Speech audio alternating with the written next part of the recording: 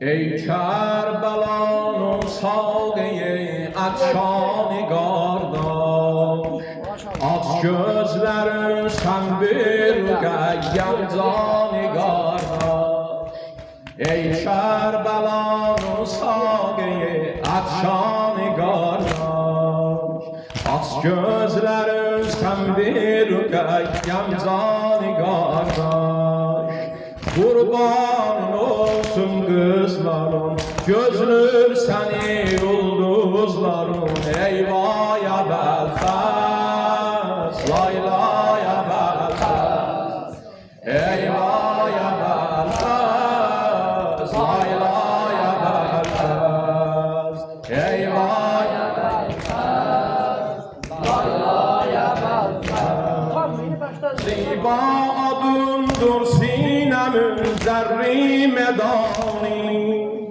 başın yarası kan verir kalbim misali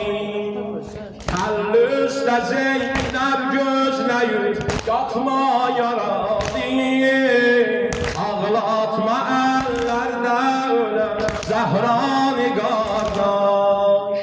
Qəmlə nəsib zanulər, qardaşsınız pəhlulər, eyvaya Belfast, laylaya Belfast, eyvaya Belfast. Laylaya Belfast, eyvah ya Belfast, laylaya Belfast. Məcruh olundu sinənindir xəstə xəstə, məcruh olub sinən sürünmə xəstə xəstə. Sensiz necə buradan gedim mən təllin üstə. Kızlar durup geldi dəstə bədəstə. Gözler koyma del xəkar tiflani qardaş. Gözlür baxır yollarına, qurban olum qollarına. Eyvah ya Belfast, laylaya Belfast, eyvah ya Belfast.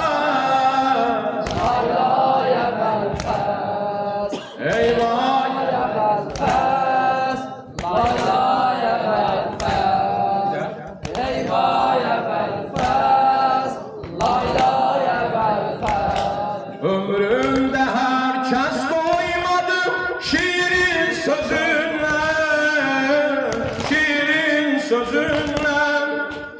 Bir bulsa çok mail idim ki gün üzünden. Məndən qabaq heykan öpüb bir sağ gözündən.